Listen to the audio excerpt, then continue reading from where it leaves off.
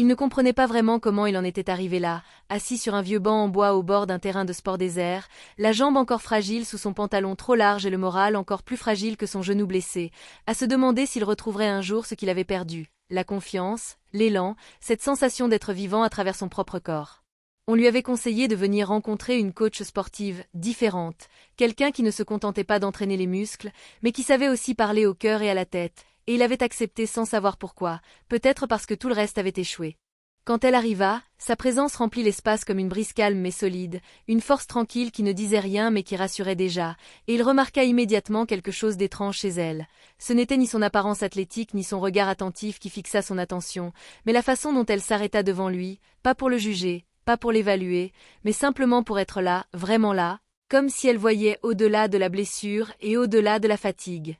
Elle s'appelait Maëlle, et sa voix avait ce ton à la fois ferme et doux qui donnait envie de lui faire confiance, même quand on ne se faisait plus confiance à soi-même, et elle commença par lui demander non pas où ça faisait mal, mais ce qu'il avait peur de ne plus jamais retrouver. Cette question le désarma. Il tenta de répondre, bafouilla quelque chose sur la douleur, sur le sport, sur les semaines passées à attendre que tout se répare comme par magie, mais elle secoua doucement la tête, comme si elle lisait entre ses mots, et elle lui dit que ce n'était pas son genou qui l'empêchait d'avancer, mais le poids invisible qu'il avait accumulé depuis sa chute, cette impression d'être devenu fragile, inutile, brisé. Alors commença pour lui un chemin étrange, inattendu, presque silencieux, fait de séances d'entraînement qui n'avaient rien à voir avec ce qu'il imaginait, des exercices lents, contrôlés, où chaque respiration comptait autant que chaque mouvement, des moments où elle l'obligeait à s'arrêter, à écouter son propre corps, à ne plus lutter contre lui mais à travailler avec lui, et des discussions discrètes entre deux étirements, au cours desquels elle lui parlait de résilience, pas comme un concept vague, mais comme une pratique quotidienne,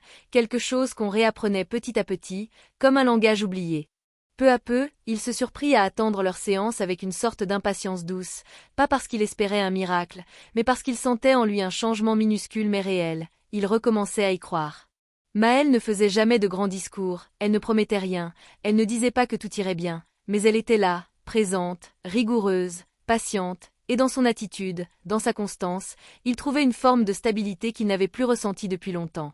Elle l'encourageait quand il avançait, mais surtout, elle ne le laissait pas s'effondrer quand il régressait, et il ne savait pas comment elle faisait pour comprendre ce qu'il ressentait avant même qu'il ne le dise, peut-être parce qu'elle-même avait traversé des épreuves qu'elle n'évoquait qu'à demi-mot, comme ces cicatrices invisibles que seules certaines personnes apprennent à lire. Avec le temps, il se rendit compte que sa blessure physique n'était qu'une partie de son histoire, une façade, et que ce qu'elle l'aidait vraiment à réparer, c'était ce qu'il n'avait jamais osé admettre. La peur de ne pas être assez fort, la honte de s'être senti vulnérable, la sensation d'avoir perdu ce qui le définissait. Elle l'apprit à se reconstruire lentement, à accepter d'être humain avant d'être performant, à comprendre que la vraie force ne se mesure pas seulement en vitesse ou en endurance, mais dans la capacité à se relever encore et encore. Et quelque part, au fil des jours, il comprit que ce qu'il admirait chez elle n'était pas sa maîtrise du sport, mais sa maîtrise de la vie, cette façon de transformer la douleur en sagesse, la chute en élan, la fragilité en courage. Il ne savait pas jusqu'où ce chemin allait le mener, ni quand il serait enfin totalement guéri,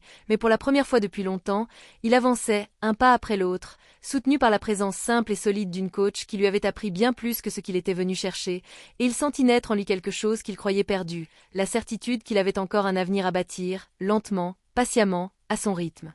Les semaines passaient, et avec elles, quelque chose changeait imperceptiblement dans son quotidien, comme si chaque séance avec Maëlle déposait en lui un fragment de stabilité qu'il n'avait jamais eu auparavant, et il commençait à se rendre compte que cette reconstruction dépassait largement les limites du terrain d'entraînement. Il se surprenait à se lever le matin avec un peu moins d'appréhension, à sentir son corps répondre avec plus de confiance, à respirer plus profondément comme si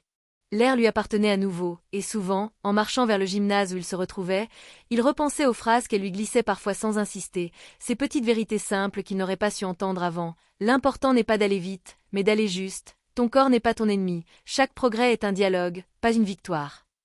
Il ne savait pas d'où elle tirait cette sagesse, peut-être de son propre parcours, peut-être de quelqu'un qui l'avait aidé un jour, peut-être d'années passées à voir des jeunes se perdre parce qu'ils voulaient aller trop loin trop vite, mais il sentait que chacune de ses paroles touchait précisément ce qui avait besoin d'être réparé en lui.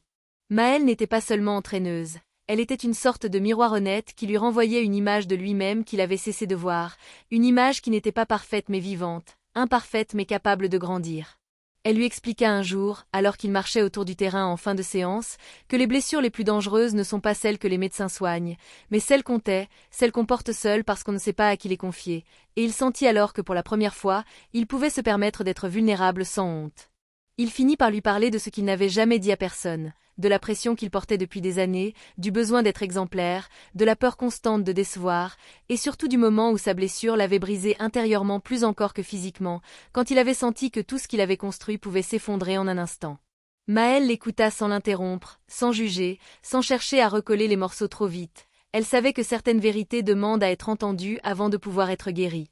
Elle ne lui répondit pas avec des solutions toutes faites, mais avec la même force calme qui la caractérisait, lui disant que sa valeur ne dépendrait jamais d'une performance, ni d'un résultat, ni même de sa capacité à revenir comme avant, parce que l'essentiel n'était pas de redevenir l'ancien lui, mais de devenir quelqu'un de nouveau, plus stable, plus ancré, plus conscient de ce qu'il est capable de traverser. Cette idée résonna en lui comme un écho profond, et c'est peut-être à ce moment qu'il comprit que la blessure n'avait pas été une fin mais un début, une fracture qui révélait un chemin plus sincère vers lui-même. Au fil des jours, il observait aussi Maëlle différemment, non pas comme une figure inatteignable mais comme une personne qui avait dû se forger elle aussi, et il découvrit à travers ses gestes mesurés, sa discipline quotidienne, son regard sérieux parfois teinté d'une fatigue discrète, qu'elle portait elle aussi ses propres combats. Elle ne les racontait jamais vraiment, mais il devinait dans sa détermination une histoire silencieuse faite de résilience et de choix difficiles, et cela renforçait encore son respect pour elle. Un soir, alors qu'il terminait un exercice particulièrement exigeant, il flancha soudain, la jambe tremblante, et un instant de panique lui traversa la poitrine, craignant de retomber, de se blesser à nouveau. Mais Maëlle fut là avant même qu'il ne dise un mot, posant une main ferme sur son épaule pour l'aider à retrouver son équilibre, et dans ce geste sans brusquerie, sans précipitation, il sentit tout le sens de ce qu'elle lui apprenait. On ne tombe jamais seul quand quelqu'un est vraiment là.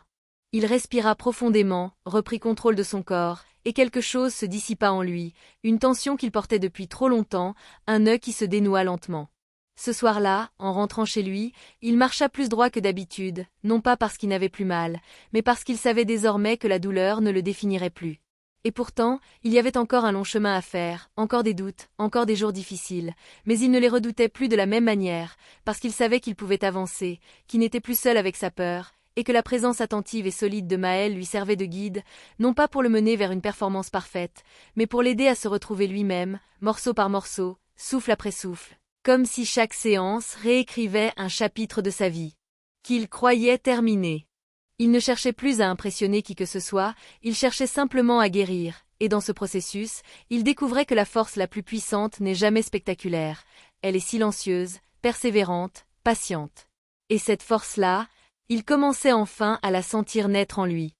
Avec le temps, il comprit que les progrès les plus importants n'étaient pas ceux qu'il faisait sur le tapis d'entraînement mais ceux qu'il faisait en dehors, dans ces moments où il se surprenait à réagir différemment à ce qu'il aurait d'autrefois déstabilisé, comme lorsqu'il traversait un couloir bondé sans craindre de heurter quelqu'un, ou lorsqu'il montait les escaliers sans s'arrêter au milieu pour vérifier si son genou tiendrait le coup, ou encore lorsqu'il se couchait le soir sans que la peur d'un futur incertain vienne lui serrer la gorge. Il sentait en lui un changement profond, presque imperceptible mais constant, comme si un fil intérieur se retendait après avoir été trop longtemps relâché, et cette sensation nouvelle l'étonnait autant qu'elle le rassurait.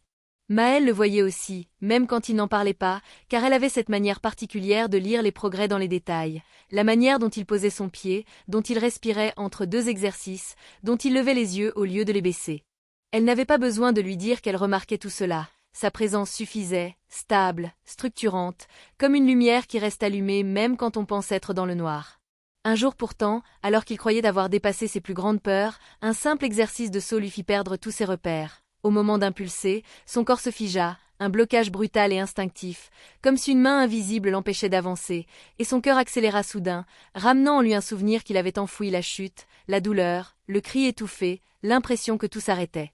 Pendant quelques secondes, il fut incapable de bouger, et ce retour en arrière violent le fit trembler, non de douleur, mais d'une vieille panique qu'il croyait éteinte. Maëlle ne dit rien, elle se contenta de s'approcher lentement, comme on s'approche d'un animal blessé qui pourrait prendre peur, et sa voix, calme et régulière, brisa doucement le silence pour l'aider à revenir au présent. Elle lui expliqua qu'un corps n'oublie jamais vraiment un traumatisme, qu'il le garde comme un avertissement, et que la seule manière de le dépasser n'est pas de le forcer, mais de l'apprivoiser patiemment, avec respect. Il inspira profondément, tenta à nouveau, mais son corps refusait toujours, crispé, verrouillé, et il sentit la frustration monter en lui comme une vague chaude. Il voulait réussir. Il voulait prouver que tout ce chemin avait un sens. Mais Maël lui demanda de s'arrêter, de s'asseoir, de ne pas confondre obstination et courage. Alors, pour la première fois depuis qu'il la connaissait, il s'autorisa un aveu qu'il n'avait jamais formulé. Il lui dit qu'il avait peur d'être déçu de lui-même, peur de gâcher tout ce qu'ils avaient construit, peur de redevenir celui qu'il était avant. Elle l'écouta sans bouger, son regard sérieux posé sur lui, et elle lui répondit que le courage véritable n'est jamais une ligne droite mais une succession de nœuds, de ruptures, de retours en arrière, et que l'important n'était pas de franchir l'obstacle aujourd'hui mais de comprendre ce qu'il signifiait pour lui. Elle lui rappela tout ce qu'il avait déjà traversé, tout ce qu'il avait déjà reconstruit, tout ce qu'il avait déjà affronté, et lentement, sa respiration se calma. Ils reprirent l'exercice autrement, plus lentement, plus bas, sans chercher à sauter, juste à sentir l'intention du mouvement, à apprivoiser le moment exact où la peur naissait. Ils répétèrent encore et encore, sans pression, jusqu'à ce que son corps cesse de se figer, et même si ce n'était pas encore un véritable saut, ce premier pas représentait bien plus qu'un simple entraînement. En rentrant chez lui ce soir-là, il sentit une fatigue différente, une fatigue profonde mais saine, celle qui vient quand on a affronté un mur intérieur plutôt qu'un obstacle extérieur. Il comprit que la plupart de ses limites n'étaient pas dans ses muscles mais dans les souvenirs que son corps portait encore, et que Maël l'aidait à les traverser un par un, non pas en les effaçant mais en les transformant. Cette nuit-là, en s'allongeant sur son lit, il pensa à tout le chemin parcouru depuis leur première rencontre, à la personne qu'il était alors, repliée, fragile, presque éteinte, et à celle qu'il devenait jour après jour. Il n'avait pas encore retrouvé tout ce qu'il avait perdu, mais il savait désormais qu'il n'avait pas besoin d'aller plus vite que son propre rythme, et cette idée lui apporta une paix nouvelle. Car ce qu'elle lui enseignait vraiment, au-delà de l'entraînement, au-delà des exercices, c'était une manière d'être au monde, une manière plus douce, plus juste, plus stable, où le courage n'était plus une démonstration mais une présence, une respiration, un chemin que l'on construit lentement en apprenant à se connaître soi-même.